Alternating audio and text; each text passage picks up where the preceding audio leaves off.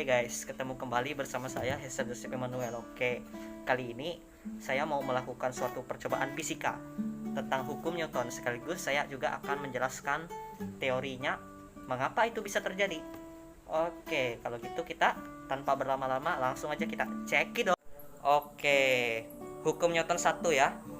Oke, nah jadi saya akan jelaskan dulu bagaimana konsep dari hukum Newton 1. Nah jadi hukum Newton 1 itu berbunyi bahwa suatu benda akan tetap cenderung diam jika semua gaya bekerja sama dengan 0, dan benda akan bergerak dengan kecepatan yang tetap ya. Jadi jika resultan gaya sama dengan 0, benda akan tetap cenderung diam ya. Untuk benda yang diam akan tetap cenderung diam, dan benda yang bergerak akan bergerak dengan kecepatan konstan. Nah, ini juga bisa disebut dengan sifat kelembaman atau inersia. Artinya, suatu benda cenderung mempertahankan posisi atau kedudukannya. Oke. Nah, jadi penerapan di dalam kehidupan sehari-hari itu seperti ketika kita naik suatu kendaraan dan tiba-tiba ngerem, lalu badan kita akan terdorong ke depan. Itu terjadi karena apa? Itu terjadi karena sifat inersia itu sendiri. Sifat kita mempertahankan posisi atau kedudukan kita. Oke, jadi kan hukum Newton 1 tadi, contohnya dalam kehidupan sehari-hari, ketika kita mengerem, tubuh kita akan terdorong ke depan ya. Jadi ketika motor melaju dengan kecepatan konstan, maka tiba-tiba tuh ngerem tuh karena ada gangguan di depan, lalu kita tubuh akan terdorong ke depan ya. Oke, jadi bagaimana penerapannya? Oke, langsung aja ya kita cekidot penerapannya.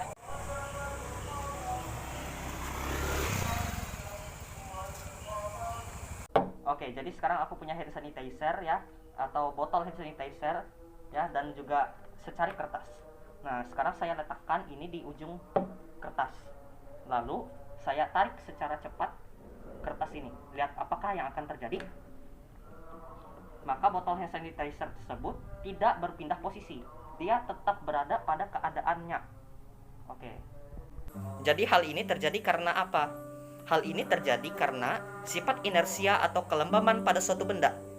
Jadi benda tersebut dia tetap mempertahankan posisi atau kedudukannya. Nah, ketika saya tarik kertas tadi secara cepat, maka gayanya itu sama dengan 0. Resultan gayanya sama dengan 0. Nah, karena resultan gayanya sama dengan 0, benda tersebut tetap berada pada keadaan diam. Posisinya tetap berada di situ saja. Oke, sekarang saya akan melakukan percobaan juga, percobaan yang lain untuk hukum Newton 1 tadi. Nah, ini kan ada koin ya, ada koin yang saya kasih di atas, saya letakkan di atas penggaris. Nah, ini juga ada gelas. Nah, ketika saya tarik ya, apa yang akan terjadi? Lihat. Oke. Sudahkah? Ya. Nah, jadi ketika saya tarik secara cepat, koin terjatuh ke dalam gelas dan dia tidak terbawa dengan penggaris. Karena ketika saya tarik dengan cepat, itu resultan gaya yang terjadi sama dengan 0. Makanya koin tersebut cenderung untuk mempertahankan posisinya. Oke, jadi dia jatuh ke dalam situ ya. Oke, sekarang saya akan jelaskan hukum Newton yang kedua. Hukum Newton yang kedua itu bunyinya adalah percepatan yang timbul akibat gaya resultan gaya maksudnya, itu berbanding lurus terhadap resultan gaya, namun berbanding terbalik terhadap masanya. Lalu makin besar massa, percepatan makin kecil, dan makin kecil massa, percepatan makin besar. Oke, kita akan percobaan langsung bagaimana penerapan dari hukum Newton kedua. Percobaannya adalah ini tanpa beban ya, jadi kursi ini saya dorong tanpa beban. Jadi nggak ada orang yang duduk di atas kursi ini. Saya mendorong dengan gaya tertentu, maka dia ada percepatan. Dan saya mundurin juga tetap ada percepatan karena tidak ada beban di sini. Namun ketika sudah ada beban ya. Oke. Nah, ini ketika sudah ada beban ya, masanya kan otomatis bertambah nih. Nah, saya bilang kalau masanya makin besar, percepatannya makin kecil. Oke, saya coba dorong. Nah, dan dorongnya juga makin susah ini karena dia ada masanya. Kan percepatannya juga makin kecil ini ketika saya dorong. Nah, itu dia. Oke, kita lanjut sekarang ke hukum Newton yang ketiga.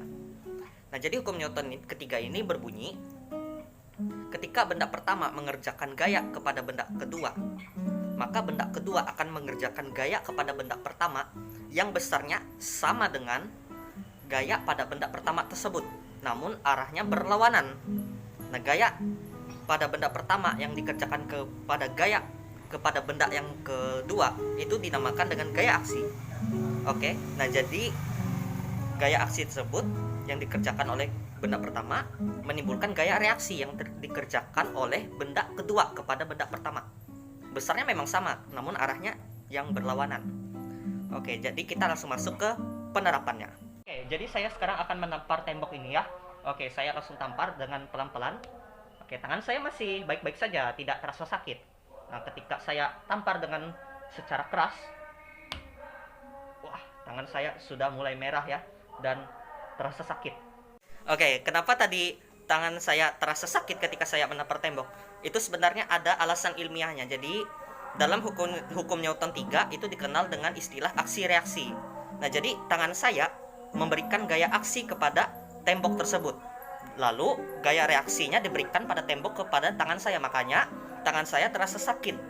Ketika saya menampar tembok tersebut dengan pelan, maka tangan saya masih baik-baik saja, tidak terasa sakit, karena gaya yang saya berikan kepada tembok itu gayanya juga tidak terlalu besar.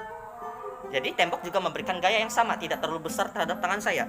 Tapi ketika saya menamparnya dengan sangat keras, itu gaya yang saya berikan otomatis besar, dan tembok juga akan memberikan gaya yang sama, sebesar dan setimpal dengan gaya yang saya berikan kepada tembok tersebut.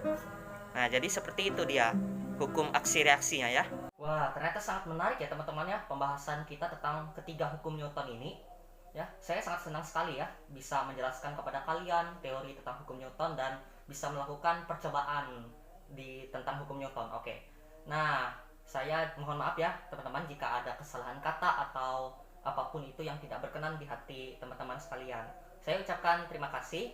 Jangan lupa di like dan subscribe. Wah, udah jam berapa nih? Udah jam setengah 12. Wah, aku baru selesai nih. Baru selesai ngedit tadi. Wah, ini saatnya tidur ya. Oke, sampai jumpa di lain waktu ya. See you later.